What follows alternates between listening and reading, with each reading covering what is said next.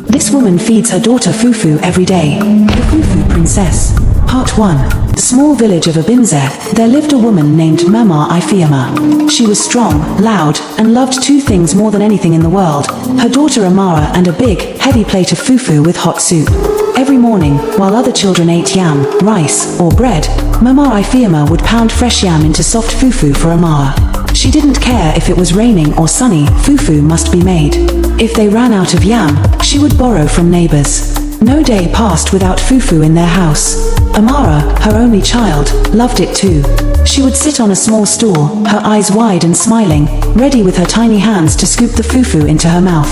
Day after day, year after year, Amara grew bigger and rounder. Her cheeks were like two ripe mangoes. Her arms jiggled like small balloons. Soon, the villagers noticed. "See Amara," they would whisper and laugh behind their hands. "She is round like a pot of soup," another would say.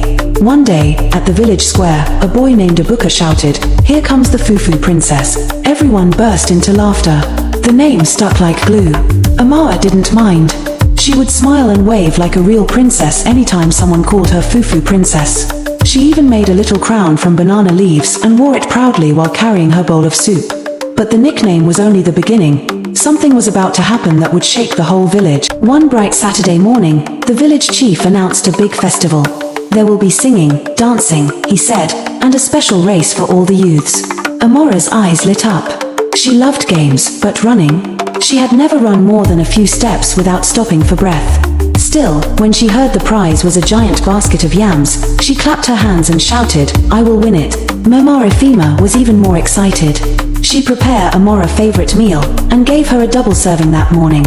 "Eat well, my princess," she said proudly. "You need strength to win." By the time the race started, Amara's belly was round and heavy. She lined up at the starting point with the other youths. They were not chubby like Amara. Amara just stood there, smiling and rubbing her stomach. "On your marks, set, go," the village chief shouted. The youths flew like birds. Amara took one big step, then another, then stopped. She stood in the middle of the track, breathing hard, her crown of banana leaves slipping down her forehead. "Run, Fufu Princess," the crowd yelled, laughing so hard they almost fell over. Amara smiled, lifted her hands like a queen, and slowly walked to the finish line, waving at everyone as if she was the guest of honor. When she finally crossed the line, dead last, the crowd clapped and cheered louder than for the winner. Someone threw a bunch of plantain leaves at her feet like she was a real queen. From that day, Fufu Princess became more than just a nickname. Amara was a legend. But little did she know, something even crazier was waiting for her.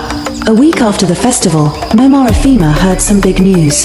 The village chief's only son, Chike, had returned from the big city. He was tall, smart, and looking for a wife. All the mothers started preparing their daughters, braiding their hair and teaching them how to walk like queens. But Mama Ifeoma had another plan.